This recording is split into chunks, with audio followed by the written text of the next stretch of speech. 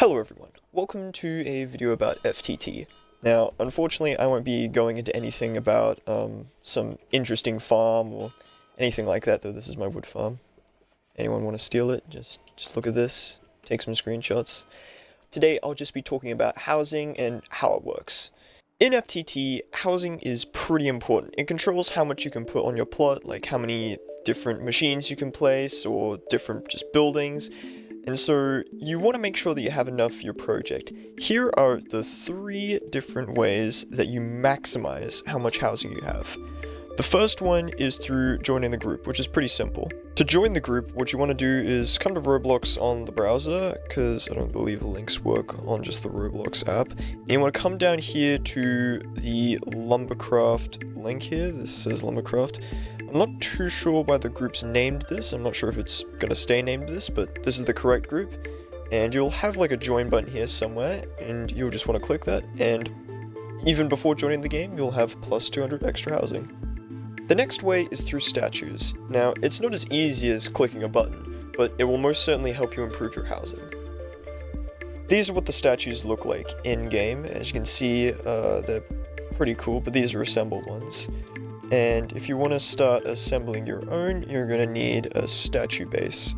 The blueprint to make one of these costs 1,000 coins, and for each one of these you need 50 stone bricks and a singular iron frame.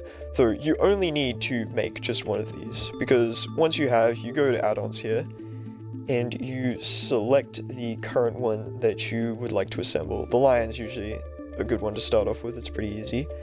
But once you have assembled one of these, you can switch to a completely different one, or even just no statue at all, and you'll keep your housing bonus. So don't waste your time making multiple of these if you can't. This is just purely for decoration. To start building statues, I recommend that you get yourself a basic motor factory and stoneworks machine. If you don't have a motor factory, then the stoneworks machine is more trouble than it's worth in most cases, and more expensive, depending on which of these materials you can get. So you should just get a motor factory, as half the materials the statues require, the motor factory makes. Though this is all if you wouldn't lose sleep over dumping a few 10 grands of the problem. But all of the logistics aside, this nets you 600 on top of your current housing. Now, if we put everything together, that's 600 base housing, plus the 600 housing you get from statues, plus 200 housing from the group, which is a grand total of 1,400 housing, which is perfectly fine for most purposes. But if you want a higher number, unfortunately, this is as high as it goes for free-to-play players.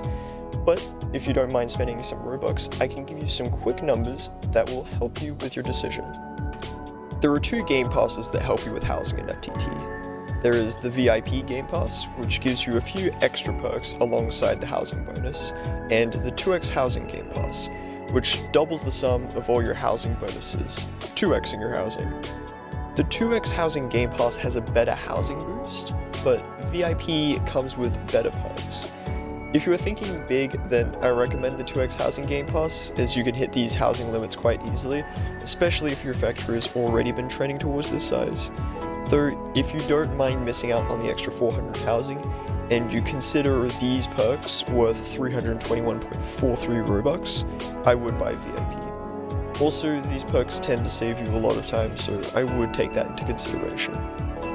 Here are all the maxes. If you're a casual player, then your max is 1,400 housing, which is more than enough to build any factory, including a basic cannon factory, which are possible, I've seen one. Next are the VIP and 2x housing maxes, which put you in the mega factory range.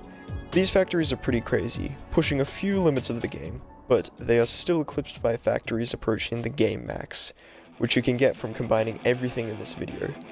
Reaching this level of housing can actually be difficult, depending on what you like building, but these factories tend to be immense monoliths that stretch to the sky, and are a rare find, so check if they're allowing visitors. It's fun to see the inner workings. If you have any suggestions or questions, or you think I missed something in this video, let me know down in the comments section. And I hope you guys enjoyed watching this video. I put a lot of work into it, and I hope you enjoy FTT.